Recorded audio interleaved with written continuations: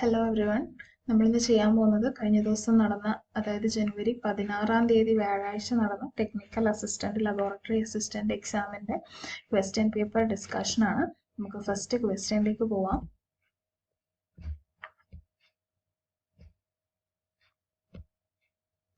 First question എന്ന് പറയുന്നത് wave number of the line in the visible region of hydrogen spectrum is. Wave number ആണ് ചോദിച്ചിരിക്കുന്നത്. അപ്പോൾ നമുക്ക് വേവ് നമ്പർ കണ്ടുപിടിക്കാനുള്ള ഇക്വേഷൻ അറിയാം. ഹൈഡ്രജൻ സ്പെക്ട്രയിൽ നമ്മൾ മെയിനായിട്ടും 3 റീജിയൻസിൽ 5 ലൈൻസ് ആണ് നമ്മൾ പഠിക്കുന്നത് അല്ലേ. ഏതൊക്കെയാണെന്ന് നമ്മൾ +1 ക്ലാസ് മുതലേ പഠിക്കുന്നതാണ്. ആദ്യത്തേതാണ് Lyman series, Lyman, Balmer, passion,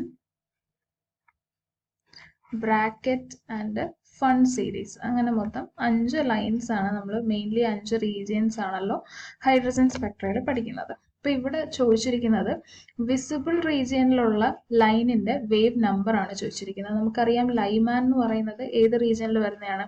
UV റീജിയനിൽ വരുന്നതാണ്. ബാമർ ആണ് വിസിബിൾ റീജിയനിൽ വരുന്ന ലൈൻസ് എന്ന് പറയുന്നത്. പാഷനും ബ്രാക്കറ്റും ഫണ്ടും വരുന്നത് IR റീജിയനിലാണ് അല്ലെ. അപ്പൊ നമ്മുടെ അടുത്ത് ചോദിച്ചിരിക്കുന്നത് അപ്പോൾ ബാമർ ലൈൻസിനെ കുറിച്ചിട്ടാണ്. വിസിബിൾ റീജിയൻ എന്ന് പറയുമ്പോൾ ബാമർ ലൈൻ അല്ലേ വരിക. അപ്പോൾ വിസിബിൾ റീജിയനിലുള്ള ലൈനിന്റെ വേവ് നമ്പർ ആണ് ചോദിച്ചിരിക്കുന്നത്. അപ്പൊ നമുക്കറിയാം ന്യൂ ബാർ ആണ് വേവ് നമ്പർ. ഇവിടെ എല്ലാം ഒരു ബാർ വെച്ചിട്ടുണ്ട് കേട്ടോ. അപ്പോ nu bar is equal to RH into 1/N1 square minus 1/N2 square എന്നുള്ളതാണ് നമ്മുടെ ഇക്വേഷൻ. N1 എന്ന് പറയുന്നത് ഫൈനൽ സ്റ്റേറ്റ് ആണ്. N1 എന്ന് പറയുന്നത് ഫൈനൽ സ്റ്റേറ്റും N2 എന്ന് പറയുന്നത് ഇനീഷ്യൽ സ്റ്റേറ്റുമാണ് അല്ലേ. അപ്പോൾ ബാമർ സീരീസിന്റെ കേസിൽ, അതായത് വിസിബിൾ റീജിയന്റെ കേസിൽ നമുക്ക് ഏറ്റവും ആദ്യത്തെ തന്നെ എടുക്കാം. N1 എന്ന് പറയുന്നത് ബാമർ സീരീസിന്റെ കേസിൽ എത്രയാണ് വരുന്നത്? 2 അല്ലേ വരുന്നത്.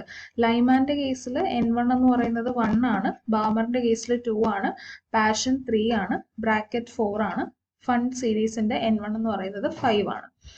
നമുക്കറിയുന്ന കാര്യമല്ലേ. ഇപ്പോൾ N1 നമ്മൾ 2 എന്ന് എടുത്തു.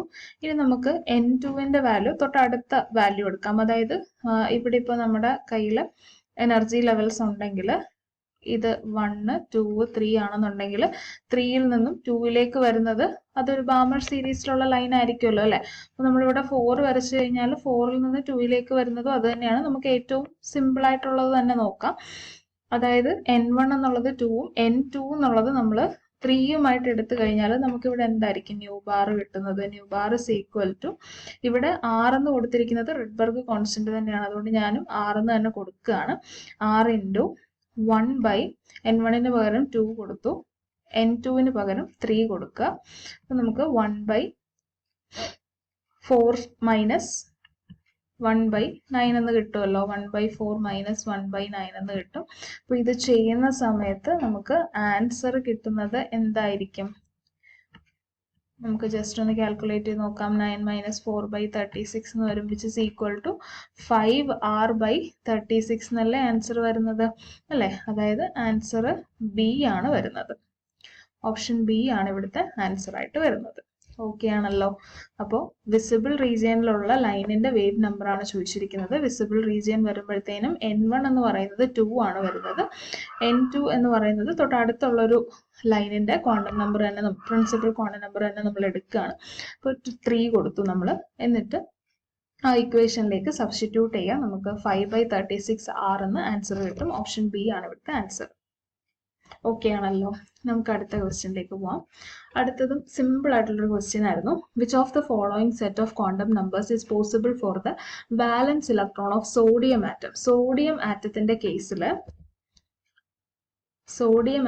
കേസിൽ വാലൻസ് ഇലക്ട്രോണിന്റെ ക്വാണ്ടം നമ്പേഴ്സ് ആണ് ചോദിച്ചിരിക്കുന്നത്. നമുക്കറിയാം സോഡിയം ആറ്റത്തിന്റെ അറ്റോമിക് നമ്പർ എന്ന് പറയുന്നത് 11 ആണ്. അപ്പൊ അതിന്റെ electronic configuration 1s2, 2s2, 2p6 and 3s1 എന്നാണ് വരുന്നത്. അപ്പോൾ ഈ ഒരു ഇലക്ട്രോണിനെ കുറിച്ചാണ് ഇവർ ചോദിച്ചിരിക്കുന്നത്. അപ്പോൾ 3s ആണ് അല്ലെ. 3sലാണ് ഒരു ഇലക്ട്രോൺ ഇരിക്കുന്നത്. അപ്പോൾ നമുക്കറിയാം എൻ എസ് എന്നാണ് നമ്മൾ എഴുതുക അല്ലെ, എൻ പി എന്നാണ് എഴുതുക. അതായത് എന്നിന്റെ വാല്യൂ ആണ് ഈ വരുന്നത് അല്ലെ. അപ്പോൾ എൻ ഇസ് ഈക്വൽ ടു 3 ആണ്. എൽ വാല്യൂ എന്താ വരുന്നത്? എൽ വാല്യൂ 0 ആണ് അല്ലെ. എസിന്റെ കേസിൽ എൽ വാല്യൂ 0 വരും. പി ആണെന്നുണ്ടെങ്കിൽ എൽ വാല്യൂ 1 വരും. ഡി ഓർബിറ്റൽ ആണെന്നുണ്ടെങ്കിൽ എൽ വാല്യൂ 2 ആണ് വരുന്നത്. എഫിന്റെ കേസിൽ എൽ വാല്യൂ എന്ന് പറയുന്നത് 3 ആണ്. അപ്പൊ ഇവിടെ എസ് അല്ലേ, 3 എസിനകത്തല്ലേ ഇലക്ട്രോൺ ഇരിക്കുന്നത്. അപ്പൊ എൻ വാല്യൂ 3 കിട്ടി, എൽ വാല്യൂ 0 ആണ് വരുന്നത്. ഇനി എൽ വാല്യൂ 0 ആണെങ്കിൽ എം വാല്യൂം 0 ആണെന്ന് നമുക്കറിയാം അല്ലെ. M value is equal to minus L to plus L through 0 എന്നല്ലേ നമ്മൾ പഠിച്ചിട്ടുള്ളത്. അപ്പോൾ എൽ വാല്യൂ 0 വന്നാൽ എം വാല്യൂം 0 ആണ്. എസ് ഇസ് ഈക്വൽ ടു എന്തെന്നായിരിക്കും വരുന്നത്? ഒന്നെങ്കിൽ +1/2 അല്ലെങ്കിൽ -1/2 ആയിരിക്കും. അപ്പൊ നമ്മളിവിടെ +1/2 എന്ന് എടുക്കാണ്. അങ്ങനെ വരുന്ന ഓപ്ഷൻ ഉണ്ടോ നോക്കിയേ. n = 3 ആണ് അല്ലെ. എല്ലായിടത്തും n = 3 തന്നെയാണ്. ഇവിടെ നോക്കിക്കേ l = 1 ആണ് വരുന്നത്. അപ്പൊ എന്തായാലും ഓപ്ഷൻ ബി വരില്ല. ഇനി l = 0 വരുന്നുണ്ട്, m = 0 വരുന്നുണ്ട്. ഇവിടെ നോക്കിക്കേ, നമ്മളെ തെറ്റിക്കാൻ വേണ്ടിയിട്ടാണ് അവർ s = 0 എന്നാണ് കൊടുത്തിരിക്കുന്നത് അല്ലെ. s 0 വരുമോ? 0 വാല്യൂ വരുന്ന കേസുകളുണ്ടോ? ഏതെങ്കിലും കേസിൽ എസിന് 0 വരുന്നതുണ്ടോ? ഇല്ല അല്ലെ. സ്പിൻ ക്വാണ്ടം നമ്പർ ആണ് എസ് എന്ന് പറയുന്നത്. അപ്പോൾ അതിന് ആകെ 2 വാല്യൂസേ പോസിബിൾ ആയിട്ടുള്ളൂ. +or-1/2 ആണ് വാല്യൂ എന്ന് പറയുന്നത്. അപ്പോൾ ഓപ്ഷൻ സി ആണ് ഇവിടെ ആൻസർ ആയിട്ട് വരുന്നത്. ഇനി നമുക്ക് നെക്സ്റ്റ് ക്വസ്റ്റ്യനിലേക്ക് പോകാം. അടുത്ത 3-ാമത്തെ ക്വസ്റ്റ്യൻ എന്തായിരുന്നു? 3-ാമത്തെ ക്വസ്റ്റ്യനിൽ ഫസ്റ്റ് അയണൈസേഷൻ എനർജിയുടെ കറക്റ്റ് ഓർഡർ എന്താണെന്നാണ് ചോദിച്ചിരിക്കുന്നത്. ഇവിടെ സെക്കൻഡ് പീരീഡിൽ വരുന്ന ഒരു 5 എലമെന്റ്സിനെ കൊടുത്തിട്ടുണ്ട്. അവരുടെ അയണൈസേഷൻ എനർജി, ഫസ്റ്റ് അയണൈസേഷൻ എനർജിയുടെ ഓർഡർ ആണ് അവർ ചോദിച്ചിരിക്കുന്നത് അല്ലെ. അപ്പൊ ഇവിടെ കൊടുത്തിരിക്കുന്നത് lithium, beryllium, boron, carbon, nitrogen, ഇവർ 5 പേരെയാണ് കൊടുത്തിരിക്കുന്നത്. അപ്പൊ നമുക്കറിയാം ലിഥിയത്തിന്റെ കേസിൽ 3 ആണ്, ബെറിലിയം 4, 5, 6, 7 ഇങ്ങനെയാണല്ലോ അറ്റോമിക് നമ്പേഴ്സ് വരിക. ഇവിടെ 2s1 ആണ് വരുന്നത്. ബെറിലിയത്തിന്റെ കേസിൽ 1s2, 2s2 ആണ്. ബോറോണിന്റെ കേസിൽ 1s2, 2s2, 2p1 ആണ്. ഇതൊന്നും എഴുതാതെ തന്നെ നമുക്ക് ഇതിന് ആൻസർ പറയാവുന്നതേ ഉള്ളൂ അല്ലെ. അപ്പോൾ ഇവിടെ കാർബണിന്റെ electronic configuration 1s2, 2s2, 2p2 ആണ്. നൈട്രജന്റെ കേസിൽ 1s2, 2s2, 2p3 ആണ് വരുന്നത്. ഇവിടെ നമ്മൾ നോക്കിക്കഴിഞ്ഞാൽ നൈട്രജൻ ആയിരിക്കും അല്ലെ ഏറ്റവും കൂടുതൽ അയണൈസേഷൻ എൻതാൽപ്പി വരുന്നത് നൈട്രജൻ അല്ലേ. എല്ലാ ഓപ്ഷൻസിലും നൈട്രജൻ തന്നെയാണ് ആദ്യം ഇവിടെ നൈട്രജൻ ഏറ്റവും ലാസ്റ്റ് ആണ് കൊടുത്തിരിക്കുന്നത്. അപ്പോൾ ഓപ്ഷൻ ബി അല്ല എന്തായാലും. അപ്പോൾ ഒന്നെങ്കിൽ ഓപ്ഷൻ എ അല്ലെങ്കിൽ സി അല്ലെങ്കിൽ ഡി ആയിരിക്കും ആൻസർ ആയിട്ട് വരുന്നത്. ഇനി നമുക്ക് നോക്കാം അടുത്ത ആൾ ആരാണെന്ന് നോക്കാം. ഇവിടെ എന്തുകൊണ്ടാണ് നൈട്രജൻ ഏറ്റവും കൂടുതൽ വരാൻ കാര്യം, എല്ലാവരെക്കാളും കൂടുതൽ ഫസ്റ്റ് അയണൈസേഷൻ എനർജി വരാൻ കാര്യം ഇവിടെ ഹാഫ് ഫിൽഡ് ആയിട്ടുള്ള പി ഓർബിറ്റൽ ഉണ്ട് അല്ലേ. അതുകൊണ്ടാണ് നൈട്രജൻ ഏറ്റവും കൂടുതൽ വരുന്നത്. ഇനി നോക്കിക്കേ, ഇനി നെക്സ്റ്റ് വന്നിരിക്കുന്ന ആള് ഒന്നെങ്കിൽ കാർബൺ അല്ലെങ്കിൽ ബെറിലിയം ആവും വരിക. നമുക്കറിയാം ഒരു പീരീഡില് ലെഫ്റ്റ് നിന്ന് റൈറ്റിലേക്ക് പോകുമ്പോൾ എന്താ സംഭവിക്കുക? അയണൈസേഷൻ എനർജി ഇൻക്രീസ് ചെയ്യണം അല്ലെ. അപ്പോൾ നൈട്രജൻ കഴിഞ്ഞാൽ ഉറപ്പായിട്ടും വരുന്ന ആള് ആരാ? അപ്പോൾ നമുക്കറിയാവുന്ന കാര്യമാണ്, ഒരു നമ്മുടെ പീരിയോഡിക് ടേബിളിനകത്ത് ലെഫ്റ്റിൽ നിന്ന് റൈറ്റിലേക്ക് പോകുമ്പോൾ, ഒരു പീരീഡിന്റെ ലെഫ്റ്റിൽ നിന്ന് റൈറ്റിലേക്ക് പോകുമ്പോൾ അയണൈസേഷൻ എനർജി ഇൻക്രീസ് ചെയ്യണം അല്ലെ. അപ്പോൾ ഉറപ്പായിട്ടും ബെറിലിയത്തിനേക്കാളും കൂടുതലാണ് കാർബണിന്റെ. അപ്പോൾ നമുക്ക് ഓപ്ഷൻ സി അല്ല എന്ന് മനസ്സിലായി. അപ്പോൾ ഒന്നെങ്കിൽ ഓപ്ഷൻ എ അല്ലെങ്കിൽ ഓപ്ഷൻ ഡി ആയിരിക്കും. ഇനി അടുത്ത ആളെ നോക്കിക്കേ, ബെറിലിയം ആണോ ബോറോണിനാണോ അയണൈസേഷൻ എൻതാൽപ്പി കൂടുതൽ വരിക? ഒന്ന് നോക്കിക്കേ, ഇവിടെയാണെന്നുണ്ടെങ്കിൽ 2s2 എന്നാണ് ഇലക്ട്രോൺ പോവേണ്ടത്. ബോറോണിന്റെ കേസിൽ 2p1 എന്നാണ് ഇലക്ട്രോൺ പോവേണ്ടത്. ആർക്കായിരിക്കും അയണൈസേഷൻ എനർജി കൂടുതൽ? നോക്കുമ്പോൾ തന്നെ അറിയാം, ബെറിലിയത്തിന്റെ കേസിലാണ് അയണൈസേഷൻ എൻതാൽപ്പി കൂടുതൽ വരിക അല്ലേ. കാര്യം അതിനകത്ത് കംപ്ലീറ്റ്ലി ഫിൽഡ് ആയിട്ടുള്ള എസ് ഓർബിറ്റൽ അല്ലേ. എസ് ഓർബിറ്റൽ അല്ലേ കുറച്ചുകൂടെ ന്യൂക്ലിയസിനോട് അടുത്ത് നിൽക്കുന്നതും. അപ്പൊ അവിടെ സ്ക്രീനിങ് ഇഫക്റ്റ് ഒക്കെ കുറവല്ലേ.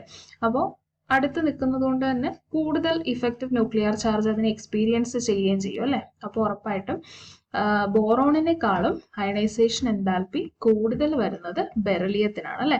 അപ്പോൾ അങ്ങനെ ഓപ്ഷൻ വരുന്നത് ഇതാണ്ടേ, ഓപ്ഷൻ ഡി ആണ് അങ്ങനെ വന്നിരിക്കുന്നത്. അപ്പോൾ 3-ാമത്തെ ആൻസർ വന്നിട്ട് ഡി ആണ് ആൻസർ ആയിട്ട് വരുന്നത്. ഇനി നമുക്ക് നെക്സ്റ്റ് ക്വസ്റ്റ്യനിലേക്ക് പോവാം. Bridge bond in diborane. ഡൈബൊറൈനകത്തുള്ള ബ്രിഡ്ജ് ബോണ്ടിന്റെ സ്പെഷ്യാലിറ്റിനെ കുറിച്ചിട്ടാണ് അവർ ചോദിച്ചിരിക്കുന്നത് അല്ലെ. അപ്പൊ നമുക്കറിയാം ഡൈബൊറൈന്റെ സ്ട്രക്ചർ എന്ന് പറയുന്നത് എന്താണ്? B2H6 ആണ് ഡൈബൊറൈൻ അല്ലെ. അപ്പോൾ 2 ബോറോൺ വരുന്നുണ്ട്, ഇവിടെ ബ്രിഡ്ജ് പോലെ ഹൈഡ്രജൻ ഉണ്ട് അല്ലേ, 2 ബോറോണുമായിട്ടും ബോണ്ട് ഫോം ചെയ്തുകൊണ്ട് ഹൈഡ്രജൻ ഉണ്ട്. പിന്നെ ഇവിടെ ടെർമിനലായിട്ട് ആരുണ്ട്, 4 ഹൈഡ്രജൻസ് ടെർമിനലായിട്ട് നിൽപ്പുണ്ട്. ഇപ്പോൾ നമ്മൾ പഠിക്കുന്നതാണ്, ഇതിനെ നമ്മൾ ബനാന ബോണ്ട് എന്നൊക്കെ വിളിക്കും അല്ലെ. ഈ BHB ബോൺസിനെ നമ്മൾ ബനാന ബോൺസ് എന്നൊക്കെ വിളിക്കും. ഇവിടെ 2 BHB ബോൺസ് ആണ് വരുന്നത്. ഈ ബോണ്ടിന്റെ പ്രത്യേകത എന്ന് പറയുന്നത് 3 സെന്റർ 2 ഇലക്ട്രോൺ ബോൺസ് ആണ്. ആക്ച്വലി ഇവിടെ 3 ആൾക്കാരുണ്ട്, പക്ഷെ ഇവിടെ 4 ഇലക്ട്രോൺ വരുന്നില്ല അല്ലെ. ഇങ്ങനെ നമ്മൾ നോക്കുകയാണെന്നുണ്ടെങ്കിൽ ഈ ബോണ്ടിൽ 2 ഇലക്ട്രോൺ, ഈ ബോണ്ടിൽ 2 ഇലക്ട്രോൺ, അങ്ങനെ മൊത്തം 4 ഇലക്ട്രോൺസ് വരണം. പക്ഷെ ഈ 3 ന്യൂക്ലിയസിനും കൂടി ചേർത്തിട്ട് 2 ഇലക്ട്രോൺസേ അവിടെ വരുന്നുള്ളൂ. അപ്പോൾ അതാണ്ട് ഓപ്ഷൻസ് നോക്കിക്കേ, നമുക്ക് AL ആൻസർ ആയിട്ട് കിട്ടുക 3 സെന്റർ 2 ഇലക്ട്രോൺ ബോണ്ട് ആണ് ഏതെന്ന് പറയുന്നത്.